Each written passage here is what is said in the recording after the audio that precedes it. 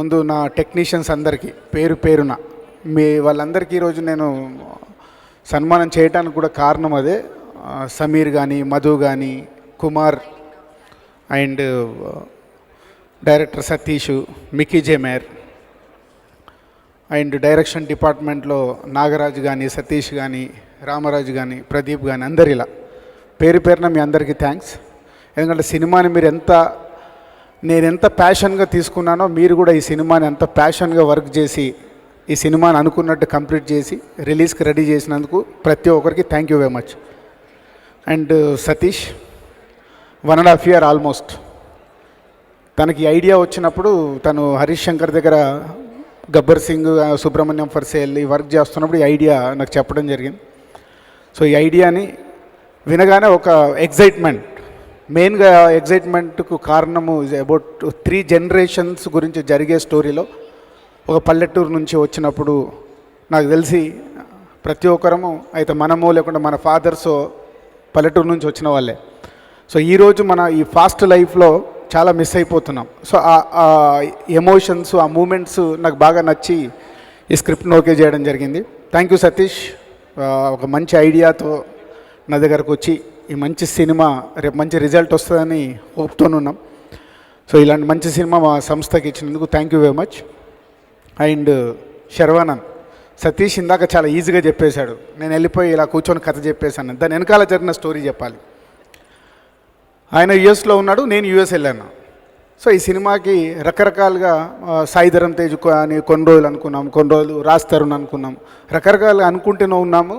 But సంక్రాంతికి release కావాలి, dates అవన్నీ చూస్తున్నప్పుడు కుదరట్లేదు. సో శర్వానంద్ ఇంకా ఏం సినిమా కమిట్ కాలే. కానీ శర్వానంద్ హీరో ఎలా అయ్యాడంటే అది కూడా బ్యాక్ స్టోరీ చెప్పాలి.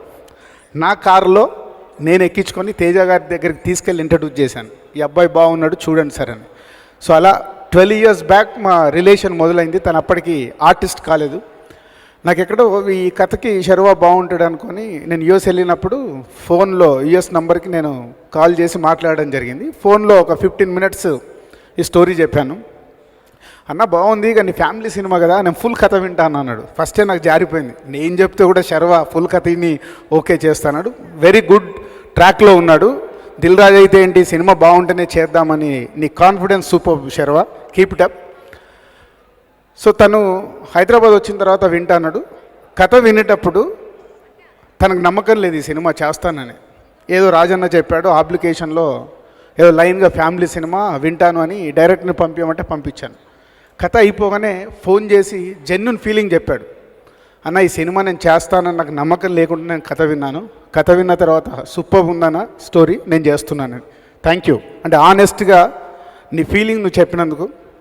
అలా శర్వానంద్ మదరు, ఫాదర్గా, వాళ్ళ గ్రాండ్ పేరెంట్స్గా జయసుధ గారిని, ప్రకాష్ రాజ్ గారిని రకరకాలుగా అనుకొని ఫైనల్గా సెంటిమెంట్ కావచ్చు, సో మాతో ఉన్న వాళ్ళ అనుబంధం కావచ్చు, అలా అందరినీ ఆర్టిస్ట్ని సెలెక్ట్ చేసుకొని ఈ సినిమాని కంప్లీట్ చేయడం జరిగింది. సినిమా అయిపోయింది. So Mickey is given wonderful music and my lyric writers Shreemani కానీ, రామ్ జోగయ్య శాస్త్రి కానీ. రామ్ జోగయ్య శాస్త్రి రాసిన ఒక శతమానం భవతి సాంగ్ సిచ్యువేషన్ అంతకుముందు వేరుండే. తను రాసిన తర్వాత అరే ఇది ఇలా కాదు, ఇలా చేస్తే బాగుంటుందని డైరెక్టర్ నేను అనుకోవడము, ఆ సాంగ్ ఇప్పుడు క్లైమాక్స్ ముందు వచ్చేది అద్భుతమైన సాంగ్ అయింది. థ్యాంక్ యూ రామ్ జోగయ్య శాస్త్రి, నువ్వు ఇచ్చిన లిరిక్ వల్లే అక్కడ మేము సాంగ్ కాన్సెప్ట్ కూడా మార్చడం జరిగింది. Thank you very much. And మొన్నే సినిమా కంప్లీట్ అయ్యాక నా క్యాబిన్లోకి అసిస్టెంట్ డైరెక్టర్స్ వచ్చారు. సినిమా అయిపోయింది, ఆడియో ఫంక్షన్ దీని గురించి మాట్లాడమని. ఏంటి సినిమా రిపోర్టు, మన సినిమా కొత్తగా ఉందా అని అడిగా. అందులో ఒక అతను కొత్తగా ఏముంది సార్, రెగ్యులర్గానే ఉంది కదా అన్నాడు. కానీ పాయింట్ కొత్తగా ఉంది సార్ అన్నాడు. ఎస్, ఇందాక జయసుధ గారు కూడా సినిమా చూశారు కాబట్టి వారి చెప్పారు మూమెంట్స్ ఎలా ఉంటాయని. ఈ సినిమా ఏదో కొత్తది మేము తీసేసామని చెప్పట్లేదు, బట్ చాలా బ్యూటిఫుల్గా ఉంటుంది.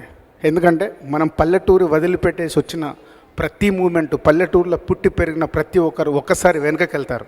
వెనకకెళ్ళి మనం పల్లెటూరులో మనం చేసిన ఎంజాయ్మెంట్ ఉంటుంది. పల్లెటూరులో మనం ఫ్యామిలీస్తోని పండగప్పుడు అందరం కలిసి ఉన్న మూమెంట్స్ ఉంటాయి.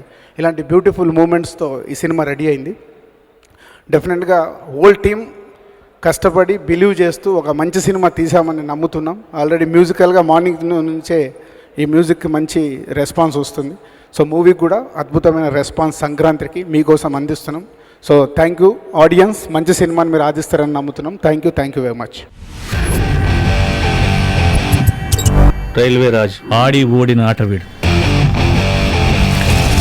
ముసలకి నీళ్ళల్లో బలం, వీళ్ళకి అడవిలో బలం. ఏం రో లావు మాట్లాడుతున్నావు?